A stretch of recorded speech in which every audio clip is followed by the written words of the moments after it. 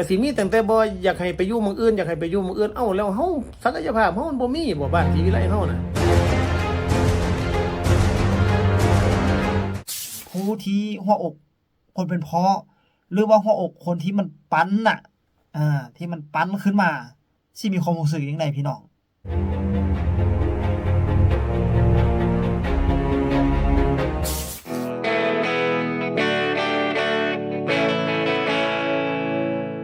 ขอต้อนรับพี่ครับน้องเข้าสู่ช่องพอสอนมาเล่าซึ่งจะนำเอาเรื่องราวของบ้านศรีวิไลมาเล่ามาเว้าสู่พี่น้องฟังเส้นเก่าเส้นเคยซึ่งในคลิปนี้เนาะอาจารย์ภูศรีวิไลเพิ่นก็น้อยอกน้อยใจหั่นล่ะพี่น้องที่ไปเห็นคอมเมนต์บางทีก็อาจจะเป็นคอมเมนต์ที่หวังดีเป็นในเชิงที่บ่ค่อยสร้างสรรค์พอปานใดเนาะเกี่ยวกับบ้านศรีวิไลก็คือประเด็นหลักๆก็คือบอกว่าเป็นหยังพ่อผู้คือบ่ให้น้องธิดาลาวไปอยู่นำผู้นั้นไปอยู่นำผู้นี้ทั้งที่พ่อผู้เองเพิ่นก็เลี้ยงดูนะแล้วก็เบิ่งแยงน้องธิดาลาวบ่แม่นว่าเพิ่นเอามาเป็นนักร้องหรือว่าเอามาสังกัดอยู่ในค่ายเพิ่นอย่างเดียวเนาะก็คือพ่อผู้เพิ่นจะรับเอาน้องธิดาลาวมาเป็นลูกเนาะก็คือรับเอามาเป็นลูกพี่น้องฟังคักๆเพิ่นรับเอามาเป็นลูกสาวเด้อเนาะเป็นลูกสาวหรือว่าเป็นลูกบุญธรรมบ่แม่นว่าสิเอามาปั้นเป็นนักร้องอย่างเดียวถ้าเอามาปั้นเป็นนักร้องอย่างเดียวหั่นพี่น้องก็อาจจะเข้าใจไปอีกแบบนึงเนาะแต่นี่ก็คือให้พี่น้องเข้าใจแล้วก็จงแจ้งนำกันแล้วก็ผู้ก็ได้ฝากข้อความมาบอกว่าแทนที่เนาะสิมาดูแลเบิ่งแยงช่วยกันสนับสนุนช่วยกันว่าสิให้ไปอยู่นำผู้นั้นไปอยู่นำผู้นี้ครับเป็นพ่อสอนเองพ่อสอนก็น้อยใจคือกันนั่นล่ะอยู่ซื่อๆแล้วสิให้ลูกสาวตัวเองไปอยู่นำคนอื่นมันเป็นไปบ่ได้พี่น้องก่อนน้องธิดาลาวสิมาอยู่นำพ่อผู้ศรีวิไลน้องก็มีความฝันอยากเป็นนักร้องก็คือน้องจะเห็นภาพที่อยู่บ้านนอกคอกนาของน้องก็โดยเฉพาะที่บ้านเกิดของน้องเนาะบ้านพลยานางอยู่ทางสวรรณเขตไปเห็นภาพที่เห็นพ่อเฒ่าแม่เฒ่าเห็นพ่อเห็นแม่เฮ็ดไร่เฮ็ดนาเนาะก็พอแต่เลี้ยงชีพพี่น้องจะอยู่กุมกินก็ยังแทบจะบ่พอนี่ล่ะก็คือหัวใจของเด็กน้อยคนนึงที่มีความใฝ่ฝันว่าก็อาศัยเสียงนี่ล่ะเป็นเครื่องมือทำมาหากินเจอคนเด่นคนดีคงลืมถึงจะลืมให้สงสารสักหน่อยรวมฝากใจตามพี่ไปดังรอยฝากความหวังรักหรือชังก็จะคอยพี่จ๋าอย่าปล่อยให้น้องนอนอกตรมวาสนาก็คงสิบ่ได้กอดพายมีแค่ใจจากไผทางใดสิเอาน้องสิซื้อปุ๋ยแฮมมาเด้ออ้ายบ่มีปัญญาไปซื้อของห่างรู้สุดแค่เขากะเพราข้างทางนี่แม่กับพาย่างตลาดนัดวันเสาร์ล่ะพี่น้องนี่ก็คือคลิปมื้อแรกที่น้องธิดาลาวได้มาฮอดบ้านศรีวิไลบัดนี้พวกเรามาช่วยกันสนับสนุนน้องธิดาลาวช่วยกันพี่น้องอย่าให้ได้ไปพากจากกันเด้อระวัง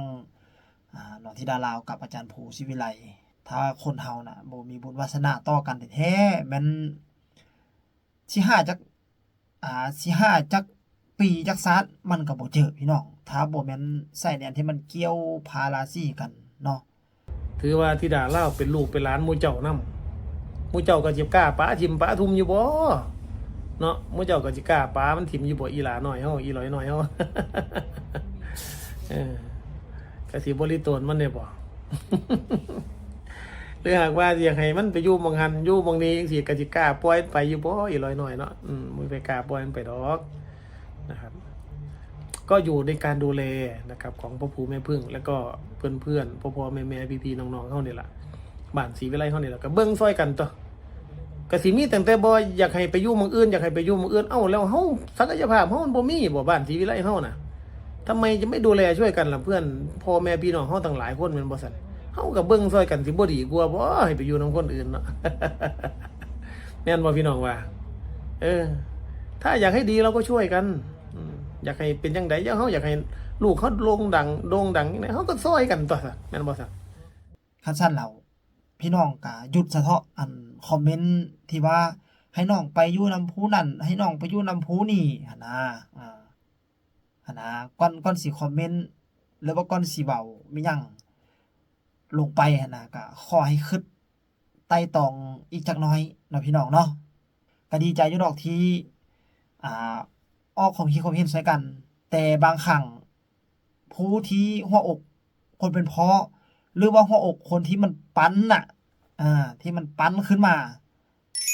สิมีความรู้สึกจังไดพี่น้องอันนี้ก็ให้พี่น้องไปพิจารณาเบิ่งก่อนเด้อพี่น้องก่อนสิคอมเมนต์เนาะ แต่ว่ามันก็มีบางคนแหละเนาะนะครับเพิ่นก็หวังดีนั่นละอันอยู่นี่โอ้ยมันบ่ดังดอกมันดังซ่าให้ไปอยู่นำผู้อื่นซะซั่นบ่าอย่ามาดูถูกบ้านศรีวิไลเด้ บ้านศรีวิไลนี่บ่ธรรมดาเด้ครับ พี่น้องบ้านศรีวิไลเฮาหุ่มตุ่มกันคักแท้ๆเด้คิดเบิ่งว่าเขาไปใส่รายการเบิกปล่อยได้จนเดือนนึงได้ล้านนึงพุ่นเนาะลองเบิ่งทีละหอบฟันขามโค้ง3 ล้านล่ะครับเนี่ยเห็นบ่ครับหอบฟันขามโค้งซึ่งมันยากมากที่ทุกวันนี้เนี่ยมันยากมากที่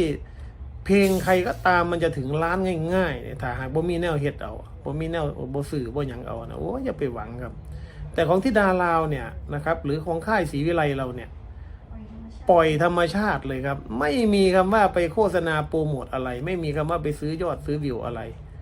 นะครับเพราะปล่อยแบบธรรมชาติบ่มีเลยนะครับไม่มีการซื้อโฆษณาอะไรต่างๆทุกวิวเนี่ยมาจากความฮักความแพงที่บริสุทธิ์ของพี่น้องทั้งนั้นเลยครับเขาบ่ได้ไปซื้อไผเด้ครับอย่าลืมนะ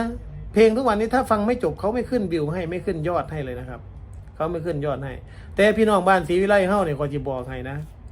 แม้แต่โฆษณากับบ่กล้าคำย่านอีหลาบ่ได้กินขนมมื้อซั่นโอ้ยข่อยก็ดีใจได้ยินหมู่เจ้าเว้าซั่นก็ได้เนาะไอ้สิบ่ดีใจแล้วเว้ยเอาล่ะพี่น้องสำหรับคลิปนี้พอซ่อนเองก็เว้ายาวไปได้จักหน่อยเนาะก็ขอขอบใจนำพ่อแม่พี่น้องที่ติดตามและก็รับชมคลิปของพอซ่อนพอซ่อนเองก็ขอขอบใจหลายๆเนาะพบพอกันใหม่ในคลิปหน้าสำหรับคลิปนี้สบายดี